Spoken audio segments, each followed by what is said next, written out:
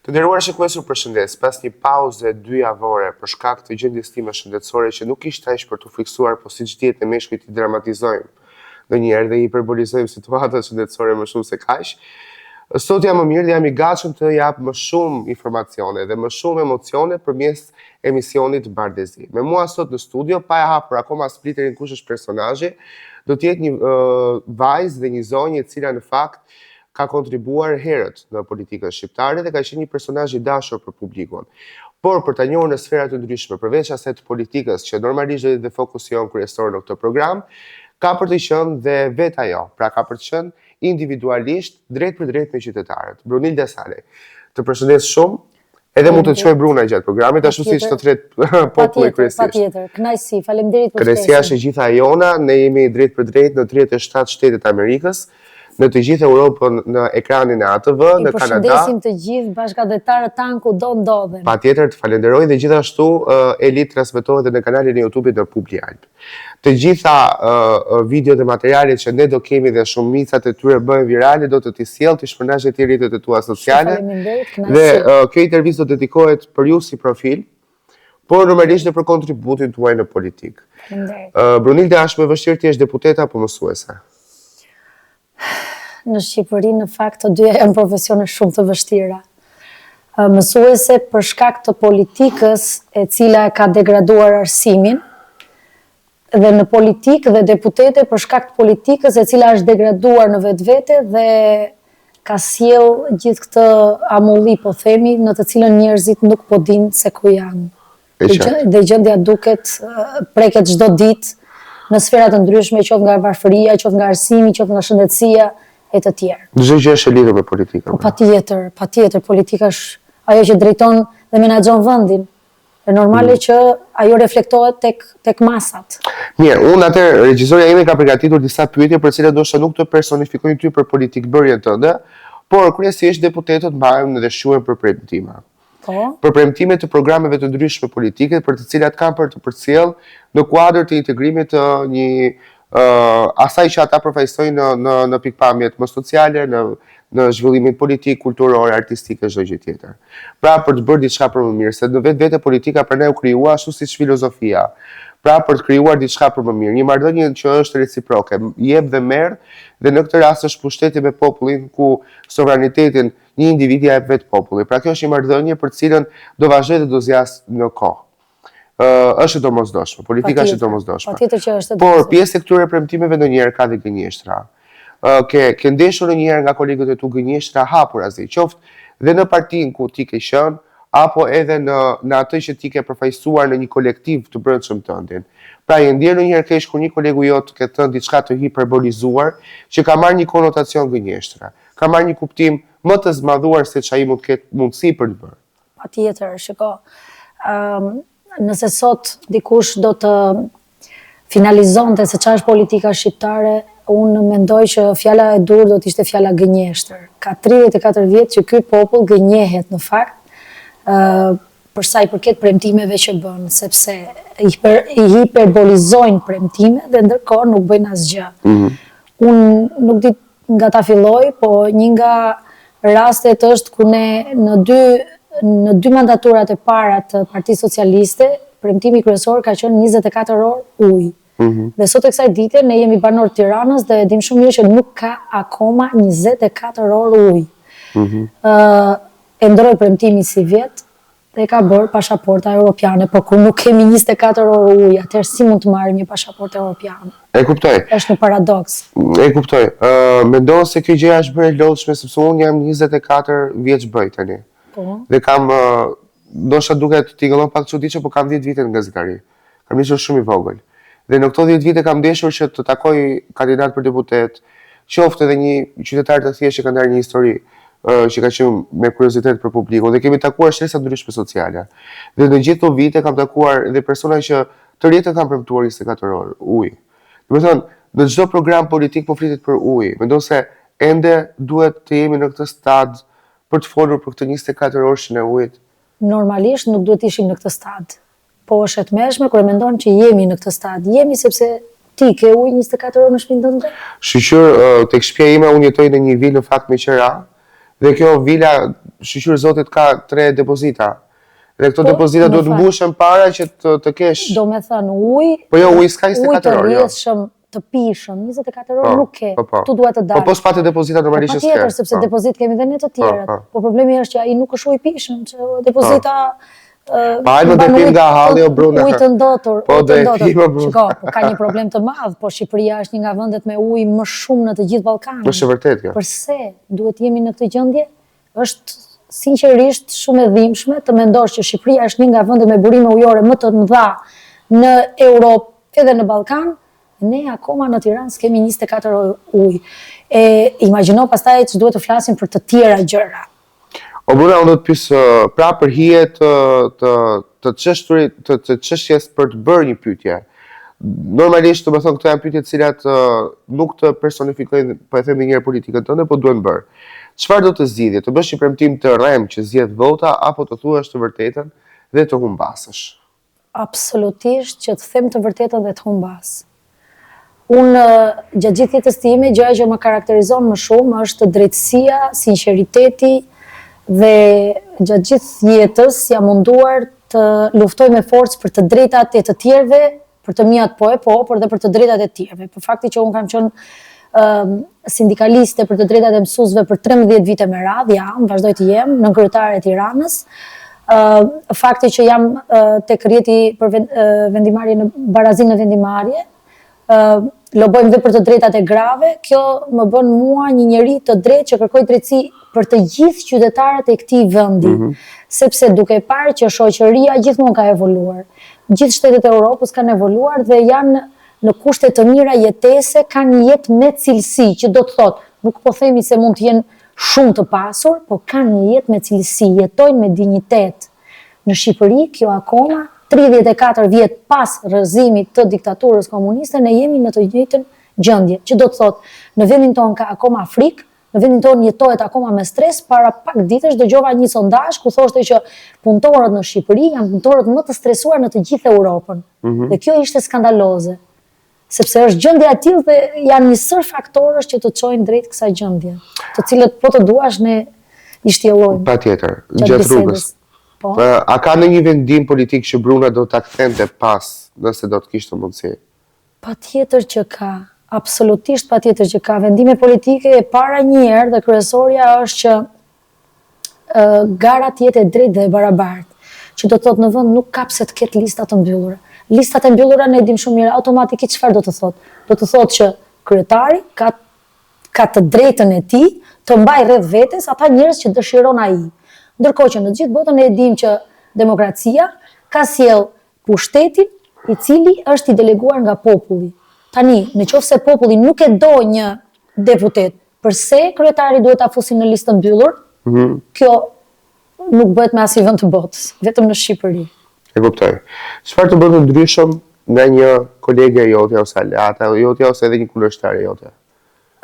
Nga kolegët e mi të ndryshëm më bën fakti që unë jam njëri i cili e ngre zërin gjithmonë për padrejtësi. Qofse disa nga kolegët e mi ose njerëzit që më rrethojnë e bëjnë një syqor. E zgjedhin të rinë atë qetësinë e vet, në atë jetën e tyre, se në fakt në fundit ndoshta unë për mendimin tim nuk është kurrë mirë, por ndoshta mendojnë që në këtë vend janë lodhur duke kërkuar dhe asgjë nuk është rregulluar. Dhe janë dorëzuar.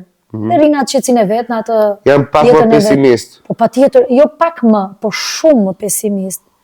Unë gjatë fushatës time që kam një muaj e ca që ka filluar, kam folur me njerëz nga të gjitha shtresat dhe shoh një pesimizëm të jashtëzakonshëm në popull dhe për këtë më vjen jashtëzakonisht keq, por ata akoma nuk e dinë sepse fakti që politika ka bërë një gjë të tillë për 34 vjet, ata mendojnë se votat nuk janë më në dorën e tyre. Ata thonë që ne edhe po të votojmë, ata do na i vjedhin, ata do na e marrin pushtetin e tjerë. Se ti vërtet mendon se vota është në dorën tonë? Po patjetër që po. A shumë mendon vërtet për ta? Patjetër që jo, sinqerisht mendoj kështu. E di pse ta shpjegoj? Për zotin, jo me vërtet e kam. Po patjetër që mendoj kështu. Po pse mendoj që nuk kemi gjendor fare? Jam shumë e vërtet për këtë pjesë, po t'ja ta shpjegoj pse. Pse unë mendoj kështu. Gjatë gjithë kësaj kohe shumica kemi votuar shumë pak. s'ka arritur ndonjëherë mbi Po 46%. vetëm administrata ka votuar. Bravo. Tani nëse shkojmë ne të tjerët për të votuar dhe votojmë kundër, atëherë e kemi ne në dorë, por nuk kanë shanse ta vjedhin. Ai nëse do vjedhi mund të vjedhi 1000 vota e 2000 vota, por jo të vjedhi 100.000 vota e 300.000 vota sepse trendi gjatë numërimit duket. Në qoftë se është përbysur rezultati, atëherë ata nuk kanë çfarë. Po është legjitime që kur kryeministri doli gjatë një mbajmend fushat e kaluar para 4 vitesh, nuk e ka ndodhur kjo gjë. Po. Që ka thënë jeni të detyruar të gjithë të ruani vendin tuaj të punës administrat duke votuar. Kjo është e tmeshme. Po mua më duk më shumë presion kjo se diçka legjitime që ta thuash legjitimosh ti ne. Po patjetër që kjo është presion. Po shumica e njerëzve e han presionin dhe për këtë më vjen keq. Unë jam nga ato njerëz që unë jam punë shtetit, unë punoj mësuese akoma, pavarësisht se për momentin më kam pezulluar për shkak të kandidimit. Është një vendim e ligji i cili nuk është zbatuar njësoj për të gjithë, ka diskriminim dhe këtu. Për shembull, t'jap një rast, ministri i Brendshëm kandidon për deputet dhe ndërkohë është akoma në punë. Këshilltari i tij kandidon për deputet dhe është akoma në punë.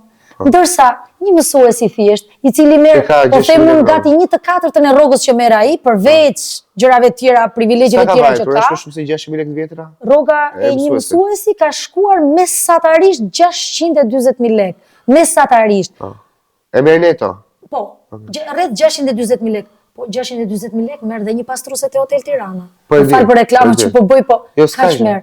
Më fal, si mund të edukoj breza të tërë mësuesi në kushte kaq të vështira, mos t'i shtojmë pastaj infrastrukturën e degraduar, klasat me nga 35 nxënës, shkollat me 2 turne, po dhe nxënësit të pa interesuar për mësimin, po një shoqëri e varfër e cila nuk synon edukimin e fëmijëve, po synon vetëm t'i mbaj me bukë. Dhe për sa i përket edukimit, më falni për zhargonin që do përdor, po i rras aty në shkollë të bëjnë çfarë të duan. Dhe mësuesit janë ata që përballen drejt për drejt me ta. Në këto kushte çfarë mund të bëjë një mësues? A do shkoj me dëshirë në punë? Dhe të them diçka me dhimbje të madhe që shumica e studentëve që nxjerrim ne dhe që na bie të takojmë shpesh në grupe shoqërore, asnjë prej tyre nuk dëshiron të bëhet mësues. Në kohën time kur kam qenë unë fëmijë, puna e mësuesit ka qenë puna më e nderuar për shkak të dinjitetit që kishte mësuesi. Qartë. Po pse sot ne shikojmë që njerëzit do të bëjnë patjetër skandale morale për çdo pjesë e shtetit? Po sepse është krijuar trendi i tillë. Dhe më fal, një njeri me logjik kam përshtypjen nuk do ta pranonte këtë. Për shembull unë nuk do ta pranoja kurrë. Po do hiqesh ti nëse do kapesh duke bërë skandal. Patjetër. Nuk do të jap një shembull që më ka bërë jashtëzakonisht shumë përshtypje. Para një viti në Suedi pati një dimër të acartë dhe u bllokuan rrugët prej Borës. Ministri i Transportit dha dorëheqjen se u bllokuan 3 orë rrugët. Po çfarë kishte ai shkruar? Çrëndsi ka. Ai e ndjeu si detyrim të jepte dorëheqjen sepse ju bllokuan rrugën, se në fundit ai ka për detyrë të mbajë rrugët e zhbllokuara dhe njerëzit të jenë nga fakti që nuk e parashikoj dot për të ndërhyrë. Dua ta bëj. E lidh me këto gjëra të tjera. Patjetër që e lidh me këto skandalet tona, të cilat nuk kanë fund dhe askush nuk marr përgjegjësi dhe nuk jep dorëheqjen. Gjithë kabineti qeveritar është në burg. Dhe kryeministri vazhdon dhe qëndron aty stoik. Pa, a nuk është një zgjedhje e bukur që ka bërë ai që të deklasifikohet nga ajo e të qenurit për instrumentat që kishte. Ka përdorur ata, i përzeu, prap deli pasër vetë. Thotë nuk bëhen palë me krimi, thotë unë, do të thotë, nuk bëhet palë me krimin ai se kush u përfshi me krimin ai e përzeu. Okej, tani më fal për paralelizmin që do bëj. Në familje, ne dim shumë mirë, kryefamiljari di se çfarë bën gjithë familja. Nëse gruaja vjedh, djali vjedh, fëmia vjedh, kryefamiljari e di, a e merr vesh si mendon ti? Po, normale që po. Po atëre? Po. Po kryeministri, qeverinë e ka të vendosur ai. Po. Fryma që ai ka vendosur në qeveri, e ka ushqyer vetë. E ka ushqyer, po patjetër që e ka ushqyer vetë. Unë jam e sigurt që ai është bashkëpunëtori i parë dhe i vetëm i tyre. Po normalisht është kryefamiljari. Për këtë të siguroj se është kryefamiljari, patjetër, që i ka lejuar. Po tani e zëm se këta dolën se kanë vjedhur vetë pa djenin e këtij. Edhe ky tani ka ndruar me nuse, me motër, me vlla, me të gjitha, e ndroi familjen komplet. E ndroi familjen. Dhe sinqerisht është për të ardhur keq. Lider të tillë nuk kisha parë asnjëherë në histori dhe në kohë më të hershme. Unë jam mësuese historie dhe pak a shumë e njeh historinë e botës, por lider të tillë që të mos mbaj asnjë përgjegjësi për gjithçka çfarë ndodh në qeverinë që ai ka krijuar, në njerëzit që ai ka besuar, në frymën që ai ka dhënë. Sepse nëse ai në ato mbledhje qeveritare që bën, po themi, flet me atë gjuhë që ne duhet jemi të drejtë, të barabartë, normalisht duhet të vjedhim, duhet punojmë për qytetarin, atëherë ti je i sigurt që asnjëri s'do ta bëjë. Nëse ai lëshon atëherë urdhoj ku jemi. Bruna, çfarë do ishe gatshme të sakrifikoje për të fituar një mandat? Përveç kohës se ti po dërmohesh për të dërmuar. Atëherë, nuk do të sakrifikoja asnjë gjë përveç kohës. Sepse në fundit, unë kam punuar fort për të pasur një standard jetese dhe këtë gjë e bëjnë të gjithë njerëzit në fakt në Shqipëri dhe më vjen keq që ndonjëherë thonë që po mirë jemi ne. Po ne jemi mirë se kemi krijuar me dhimbje, me forcë, me sakrificë këtë mirëqenie. Shteti s'na ka dhënë asnjë gjë. Unë personalisht bëj 2 punë.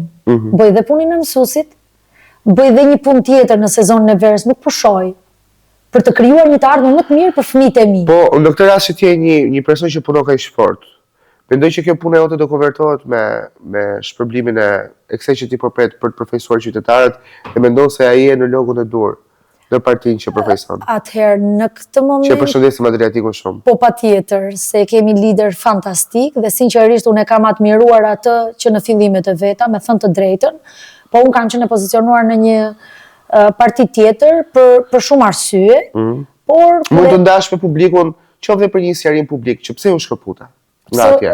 Dhe pse zgjodhe drejtimin e Adriatikut, programin e ideologjikë? Patjetër. Atëherë, që të jemi të qartë, unë në fakt, si anëtare partije, tani, jam të lidhja për të drejtat e punëtorëve shqiptarë. Është një parti e re, e sapo krijuar me një drejtuesi Marius Malaj, e cila, patjetër që e përshëndesim, ka qenë një organizat në mbrojtje të drejtave të operatorëve telefonik. Pra, sindikata kombëtare e operatorëve telefonik. Që ata të shkretët të rëbërë. Patjetër, edhe ata patjetër pa kushte të lënë në mëshirë të fatit, themu, dhe askush të del për Zot. Dhe këta kanë bërë goxha punë, për sa i përket dhe janë njerëz që unë i njoh, edhe personalisht kemi lidhje me disa prej themeluesit e tyre, unë kam studiuar. Dhe kjo, do të thonë, qoftë sindikat, kompani, që u kthyer pastaj në parti politike. U kthyer në parti politike.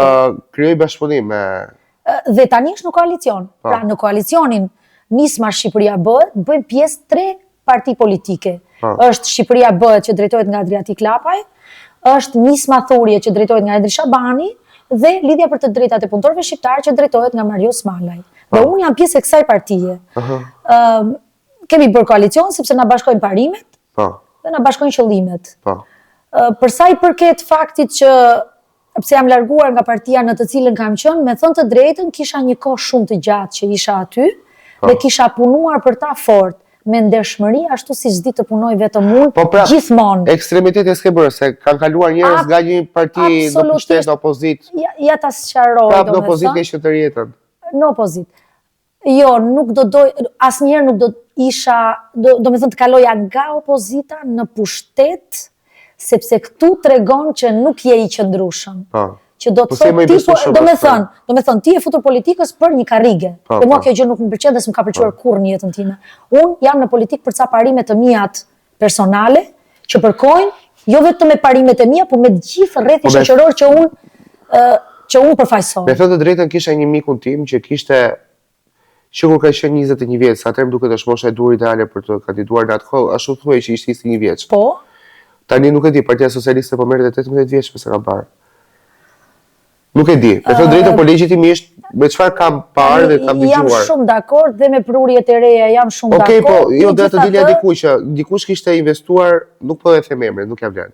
Po kishte investuar diku ke 3 mandate. 3 herë, 3 fushata të tilla. Duhet kishte investuar shumë para. Po. Investo me Stirolapsa, me Flamura, e shkreti me të gjitha ato adetet e veta politike. E paguaj naftë, e paguaj kështu, e bëj këtë, e përpjekjet, argjimet, kostot. Po me lekë të veta, se partia s'kishte lekë, që ishte. Edhe i shkreti tani. Partitë e vogla zakonisht nuk ka lekë. Nuk ka. Qa bëri tani u futë e shoh kandidat për deputet e Partia Socialiste. Në një farë mënyrë e thash, hajmë inshallah po fiton dhe këtu. Po më erdhi keq me të drejtën. Më erdhi keq se ai kishte harxuar kursimin e familjes. Edhe tha ai kishte ëndër të bëjë deputet. Ai tha ndoshta vetëm mënyrë është futur te Partia Socialiste. Ndoshta del pa një karakter të fortë të qëndrueshëm dhe të stabilizuar për publikun, për popullin, po. Mënyra si konceptoj. Ai ra shkurt fare tani. Thot ai ta provoj këtu tani. Mënyra si konceptoj unë është kjo. Në radhë të parë njeriu që aspiron për të bërë deputet, se tash i deputet këtu në Shqipëri është bërë që të bëhemi deputet se marrim shumë lek. Po i më çfarë lek merri korbe se 1 milion lek po marrin. Maksimumi, rrog po flas. Unë dëgjova që është rritur goxha, po sinqerisht të betohem, para 2 ditësh mora vesh se unë mendova, thash deputeti, nuk e dia, sinqerisht të tregoj shumë e sinqert, nuk e dia rrogën e deputetit. Kur më pyetën para ca ditësh dhe më thanë që e mos e ju futeni për një rrogë më të mirë se deputetët marrin X lek. Sa marrin be? Po mua më thanë një shifër që unë nuk e besoj, me thënë të drejtën, ta them sinqerisht. Po thon 5.000 euro, po unë nuk e di. Jo më jo se deri para 4 vitesh është 1.500 euro. Sinqerisht të betohem që nuk e di rrogën e deputetit. Ta them me shpirt që nuk e di. Domethënë shumë gjëra mund të di. Ose po i ka arritur tani se kanë interes. Po rrogën e deputetit nuk e di. Dhe e shkrijuar një stereotip në Shqipëri tani të bëhemi deputet se deputeti merr shumë lek. Kurrë në jetën time nuk e kam menduar një gjë të tillë. Parimi im është. Po dhe sa bëhesh deputet sa do harxhosh? E sa do lodhesh? Unë do harxoj aq sa mundem të harxoj. Do shkoj deri në limitet e mia. Pastaj nëse nuk ja arri, atëherë stop, se unë fëmijët pa bukë nuk do t'i lë. Po tamam. Kështu që është logjike. Megjithatë, mua më vjen shumë keq që njerëzit lëvizin edhe në ekstremitete, siç e the, duke dal kundër dhe parimeve të tyre. Tani si mund të shkoj unë me një parti të cilën e kam shar, e kam quajt hajdut dhe e kam, po them unë, degeneruar, fal për zhargonin. Po dhe ti bësh pjesë në këtë moment. Dhe pastaj bëhesh pjesë e asaj, më duket jo normale. Unë kalova nga një parti opozitare në një parti opozitare për arsye të thjeshta që do kalonte çdo kush. Arsyeja ishte sepse kisha 15 vjet që aderoja dhe në fakt si vjet kërkova të kandidoja. Po s'ma pranuan kandidaturën dhe kështu u zhgënjeva. U detyrova, patjetër që u zhgënjova. Biles, partia në cilën jam tani kishte kohë që më lutej për t'u afruar aty. Por unë për ca parime morale isha aty. Zhgënjimi im i vetëm ishte vetëm fakti që kisha dëshirë të kandidoja, me thënë të drejtë se e ndjeja unë që duhet ta përfaqësoja popullin të cilët i kisha marrë votën deri tani. Kisha kaq vite, kisha 15 vjet që grupit të njerëzve të cilët më mbështesnin nuk kërkoja votën për të tjerë. Dhe s'u ktheja asgjë mbrapsh, se në fundit ishin ata që vendosnin për çdo gjë tjetër, e kupton? Po. Kështu që në këtë moment them tani duhet ta kërkoj votën për veten time, të përfaqësoj. Tjetër, pastaj kam diçka për të bërë, të paktën do ngrezëri se deputeti këtë ka në dorë, me sa di unë, dhe me logjik kështu duhet jetë.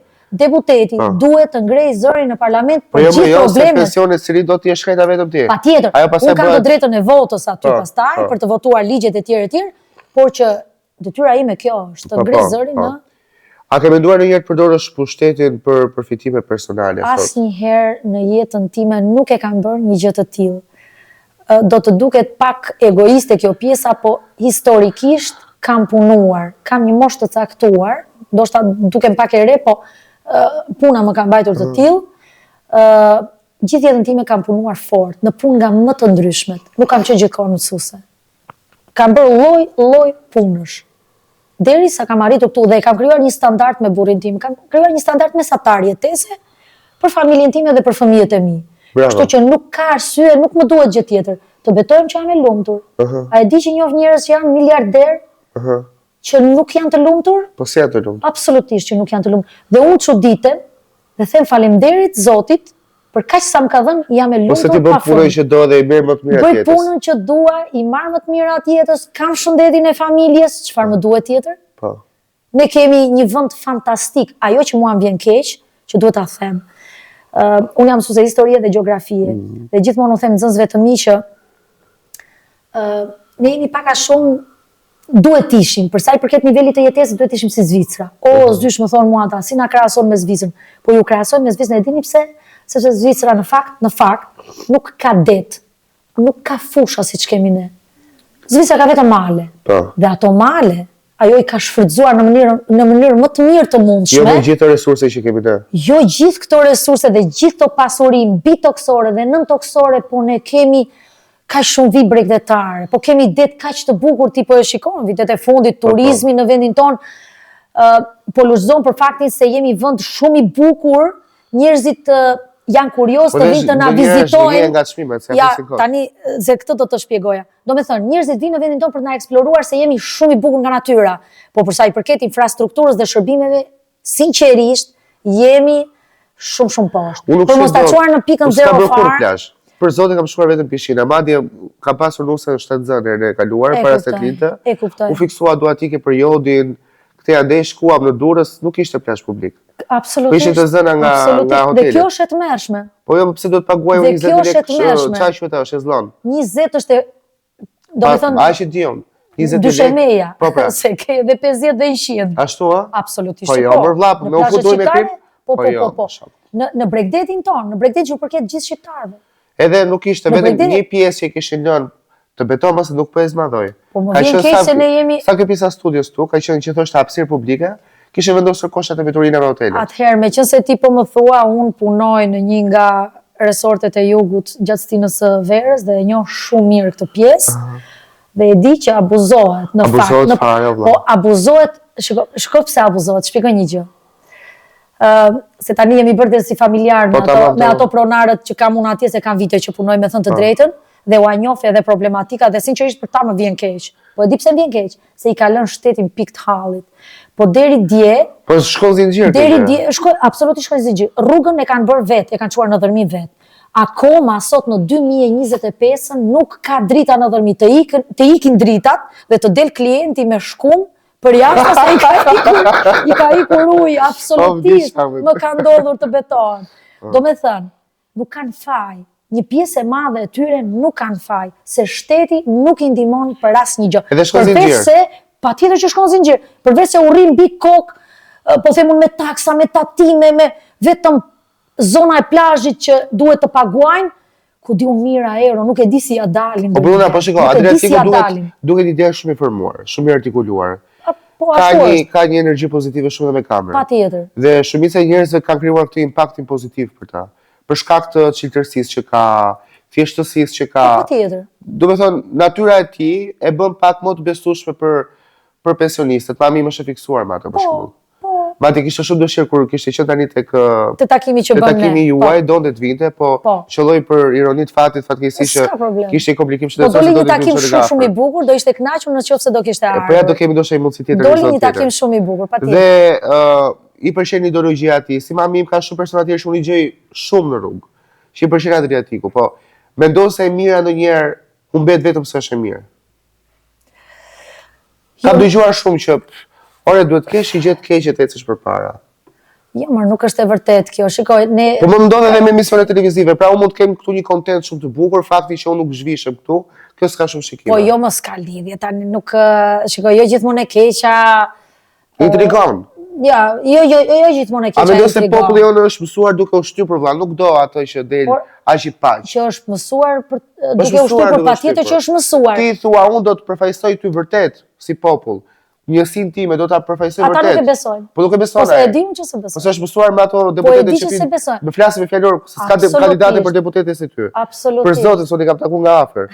Një fjalor i qelbur njëra aty. Të falenderoj. Se janë shumë me dy fytyrat. Do të thotë si që këtu në studio je aty në kafe. Absolutisht i më njeh. Po përdorin kaq vite që jemi komshi. Po përdorin një fjalor të qelbur njëra. Absolutisht. Dhe ajo bën shumë mosbesues, do të thotë kontrasti që ka si individ me atë që ofrojnë. Do të thonë janë shumë ndryshe dhe njerëzit janë mësuar me këto dy fortësi politike. Po pikërisht ky është problemi i madh që njerëzit janë mësuar me këtë lloj standardi kaq të ulët, edhe kur vjen një njeri i drejtë, i mirë, që përçon pozitivitet dhe që vërtet mund të jetë i vërtet. I frikosit pastaj.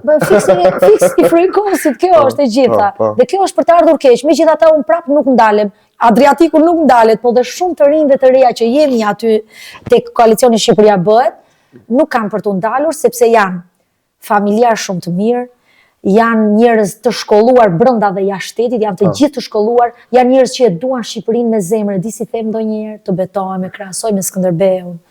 Them, Skënderbeu i kishte të gjithë të mirat e botës, që të rrinte atje ku ishte. Po. Iku shumë i vogël prej këtej. Dhe kur erdhi puna, ai erdhi dhe i doli për zot Shqipërisë. I la të gjithë privilegjet që kishte atje, ku ishte. Erdhi i doli pse? Sepse donte me shpirt Shqipërinë. Dhe si arriti ai me një grusht ushtarësh, t'i bënte ballë ushtrive osmane që s'kishte zot t'i bënte ballë dhe ju e dini shumë mirë historinë. Kështu që edhe unë e krahasoj këtë grupin ton fiks si në atë periudhë. Pra ne jemi në një moment historik ku njerëzit duhet të na besojnë.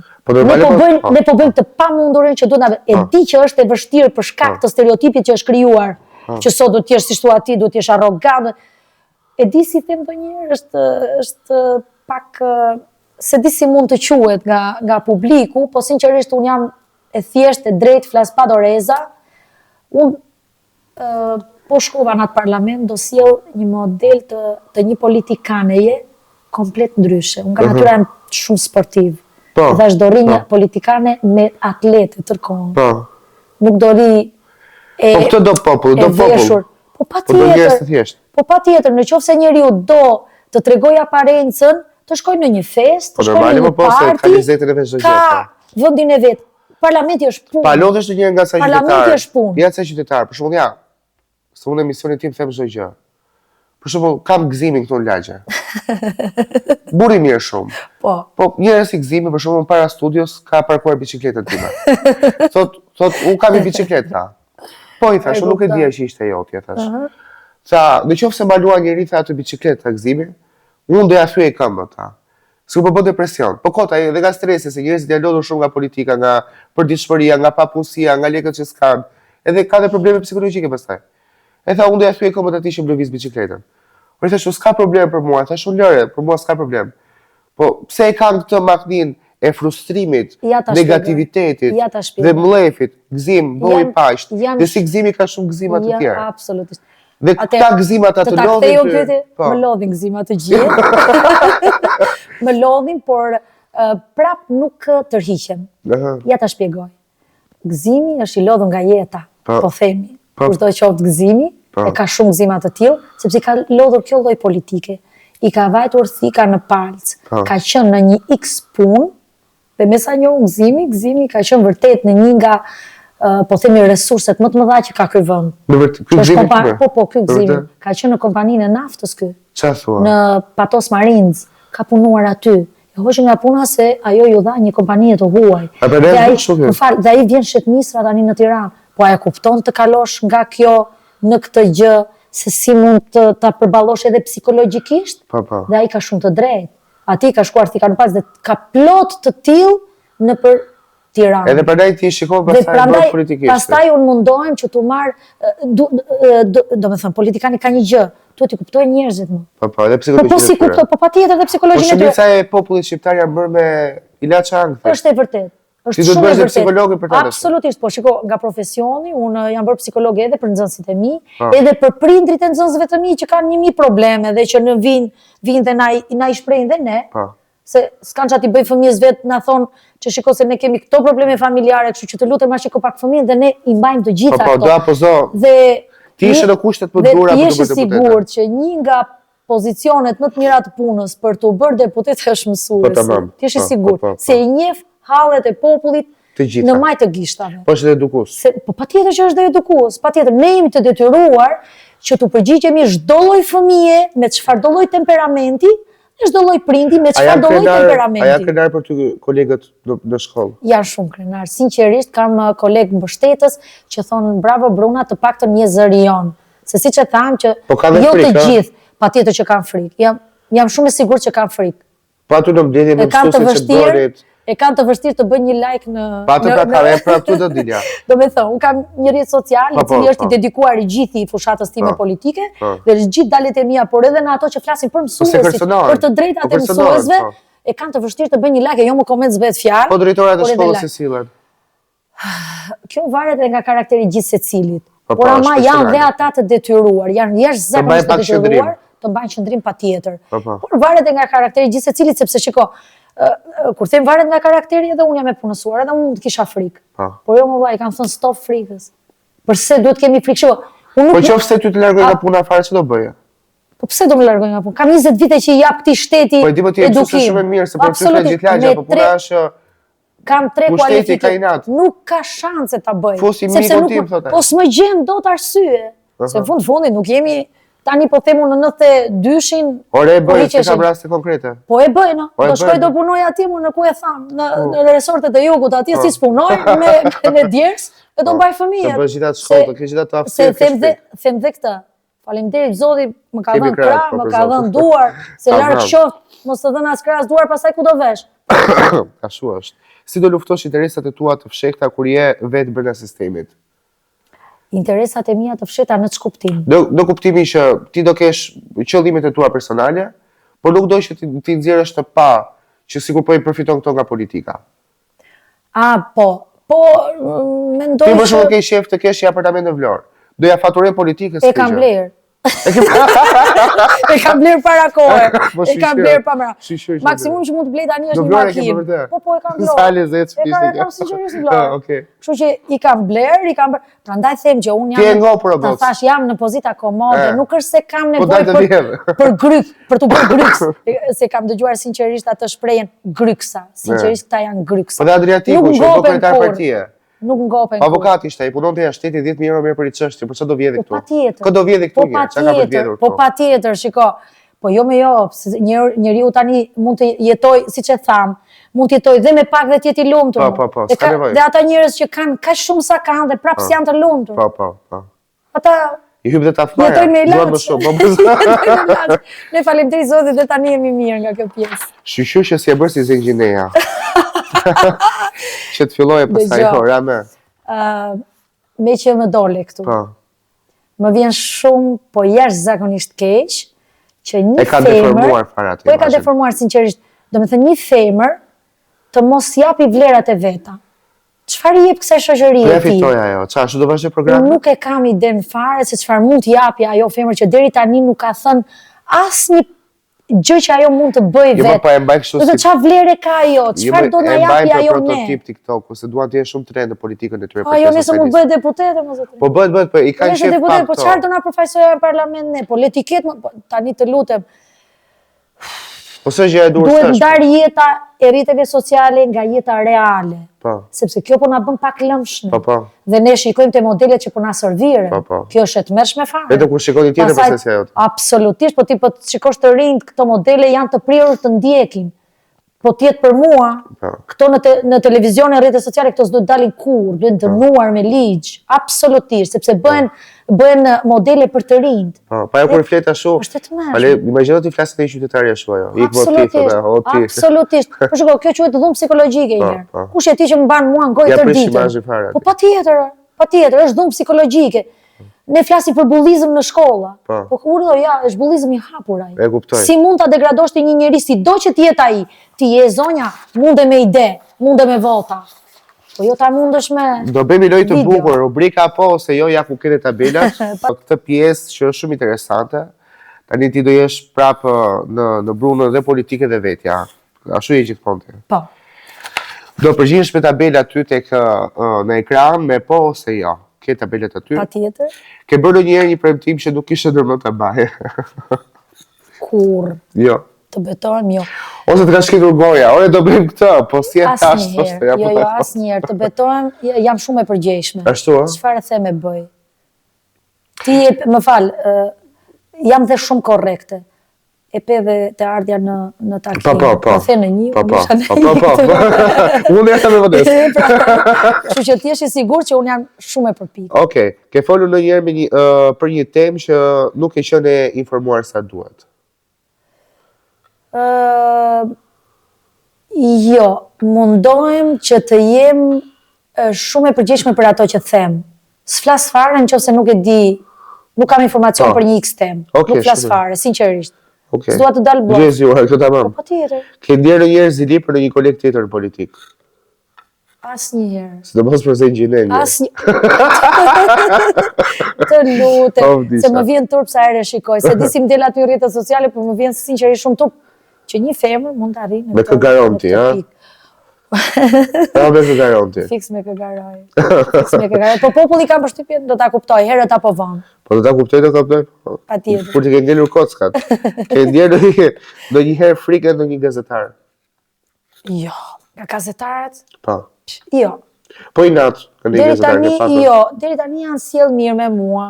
ndoshta unë u imponoj sjellje të mirë sepse unë sille mirë apo jo? Po, normale, po. Sa ashtu shkon e punë.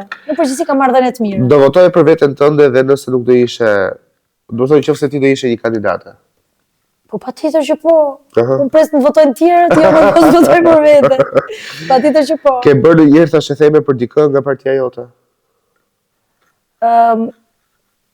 Të them po, nuk është thashë them, sinqerisht, po është thjesht shkëmbim mendimesh më shumë.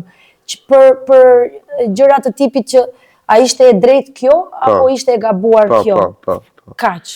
Ke bërë ndonjëherë thashë theme për qytetarët, nëse ka thënë diçka dhe ti mund ta kesh kaluar në një gjë gazmore te kolegët? Thashë të them të drejtën jo, po kam shumë dëshirë të jap gjithmonë mendimin tim në çështje të caktuara kudo që jam. Dua ta them mendimin tim ashtu siç e mendoj unë. Po dikush tani nga hiç, ti thotë shiko, unë dua hipotekën. Ta thot ty, ti s'ke gjë dorë fare tani. Unë jam gjithë. Edhe ty të kapin qeshura as pa burrit të shtëpisë. Shiko se merri njëri tha, kërkoj hipotekën ku të gjej. Ja, po këto janë gjëra tani s'kan lidhje sepse shiko, unë e di çfarë them popullit? Po. I them që unë nuk kam në dorë asnjë gjë, unë s'premtoj asgjë, unë premtoj, kam i shprehur, por nuk e di nëse duhet ta them. Po më thuaje. Okej, do ta them. U them që më jep një mundësinë të jem në atë parlament, por do t'i vë flakën parlamentit në kuptimin figurativ, kuptohet, që do të thotë do të jem aktive në çdo moment. Të gjithë problemet e qytetarit, ashtu siç i kam unë, siç i ka familja ime, se unë nuk do ndryshoj jetë. Do jem e njëjta, do banoj në të njëjtin pallat, komshi do jemi bashkë. Tamam. Kështu që të gjithë po themi problematikat unë do t'i çoj në parlament dhe kaq. Kjo është detyra ime. Pastaj vjen votimi etj. Okej. Ke refuzuar në një takim me qytetarë sepse nuk kishe energji? Jo. Sepse unë kam gjithmonë energji. Ti më njeh. Po sa lezetshme. Se ka Asnjëherë. ndodhur të qeshësh kur duhet të ishe serioze në një situatë caktuar.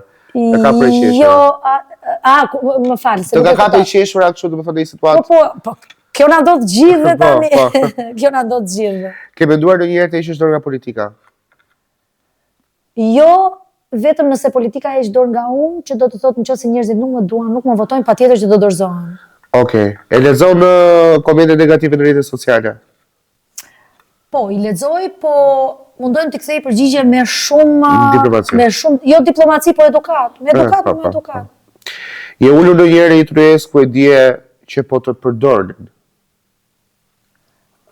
Nuk jam ulur asnjëherë në një tryezë që e di që po më përdorin, mund të jem ulur me një tryezë që nuk e di që po më përdorin, por nëse e kam kuptuar pastaj prit Zotë e mbaje se unë... Dërsa unë po jam ulur njerëz në një tavolinë që e kam ditur që më kam përdorur, edhe kam pritur momentin e duhur që ata ta kuptojnë që s'më kam përdorur dot, se kam përdorur vetë. Shumë e bukur. Okej. Ke përdorur ndonjëherë statusin tënd për ndonjë favor personal? Shikoj, jam kandidate, hap të vendin parkimit u tani. Po... Paliro burrë, jam gjithë kjo grua. Jo, po e them po, por nuk bëhet fjalë për statusin si deputete, se unë s'jam deputete e para punës, jam kandidate dhe një kandidati është njësoj si gjithë të tjerët, nuk është se ka asnjë gjë ndryshe, por mund të kem përdorur faktin që jam mësuese. Këtë mund ta kem përdorur për parkim në makinë. Për shembull, jam mësuese te kjo shkolla këtu, mund të parkoj të lutem kaq. Të kanë ofruar ndonjëherë, duke qenë se pavarësisht se je ende kandidate, fakti që je kandidate ke një network pra një njohje më të gjerë. Po. Të ka thënë, shiko, unë do t'jap votën me që i vot punë. Kjo ndodh shpesh se thash që... E kemi si disiplinë politike në këta? Patjetër që njerëzit e lidhin, domethënë kandidimin, e lidhin me vende pune, me të mira materiale, të tjera. Për 5.000 vota, 5.000 vende pune, tjedi. Sa po ta thash pak më parë që unë nuk u premtoj gjë njerëzit, sepse unë s'kam gjë në dorë. Po. Detyra i politikanit duhet ta kuptojnë gjithë njerëzit, e një deputeti, m'fal, jo një politikani, e një deputeti, se pastaj tjetër gjë t'jesh, po them unë në qeveri, e t'jesh ministre diçka, etj. Por të qenuri deputet është vetëm ngritja e problematikave të qytetarit në parlament. Kaq përfaqësoj qytetarin. Pastaj vendimarrja bëhet nga qeveria. Në qoftë se do jem vendimare, patjetër që po. Do i thojë jo partisë tënde nëse nuk pajtohesh me një vendim. Patjetër. Kë duhet më thirr tani po. Se më the do t'i thojë po, patjetër që po.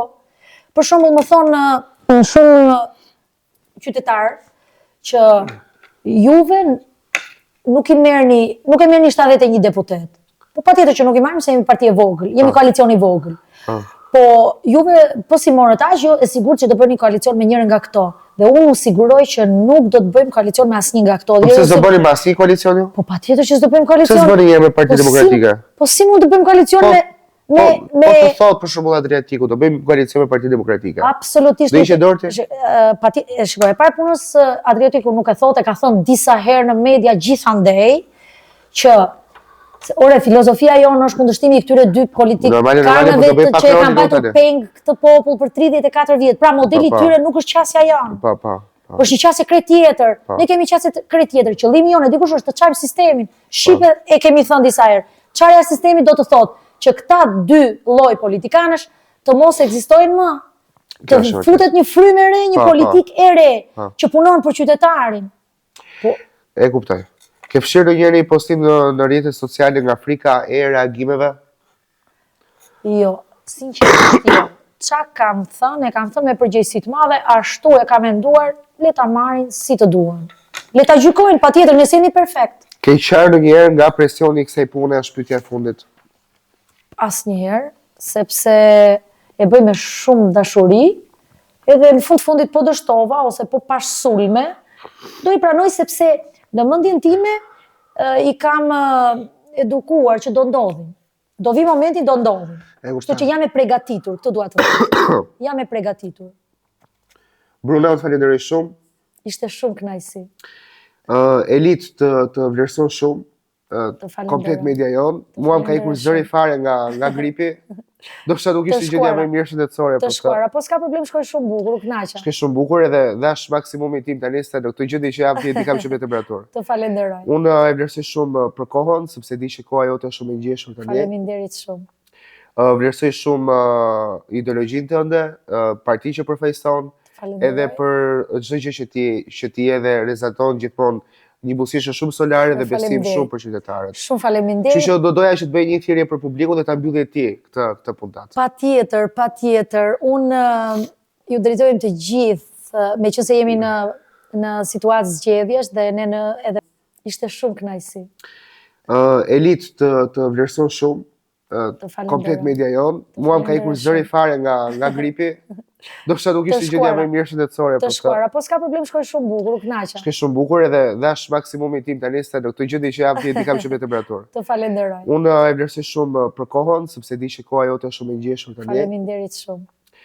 Vlerësoj shumë ideologjinë tënde, partinë që përfaqëson, edhe për çdo gjë që ti edhe rezaton gjithmonë një buzëqeshje shumë solare dhe besim shumë për qytetarët. Shumë faleminderit. Kështu që do doja që të bëj një thirrje për publikun dhe ta mbyllë ti këtë puntat. Patjetër. Unë ju drejtojmë të gjithë, meqense jemi në situatë zgjedhjesh dhe ne edhe pak ditë na ndajnë nga dita e votimit, vendi ynë ka shumë nevojë për një ndryshim drastik, që do të thotë kjo lloj politike, të dy forcat e mëdha politike, të majta dhe të djatha, nuk do të jenë më në drejtimin e vendit.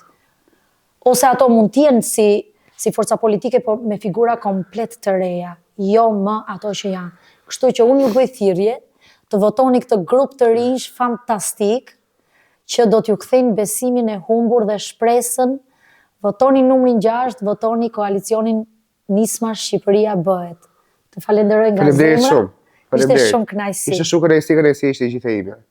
Nderuar shikues, kështu e mbyllim me këtë puntat për ditën e sotme. Ju falenderoj shumë për vëmendjen tuaj. Do të jemi përsëri në bardhëzi puntatën tjetër. Ju dua shumë.